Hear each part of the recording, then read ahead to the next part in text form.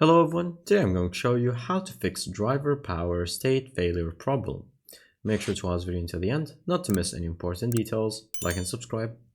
So, all you have to do is to simply search for your command prompt. So you can just click on search right here, write CMD, and then once you see the command prompt, you're going to right click it, and then you're going to run it as administrator.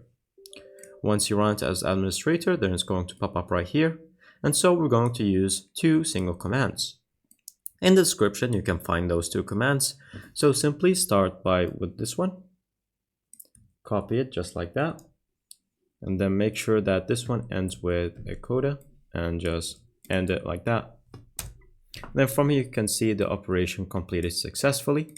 And then you're going to just copy this command right here. You're going to paste it. And there you go. The Windows install service is starting. And once it gets going, then it's going to show you the progress.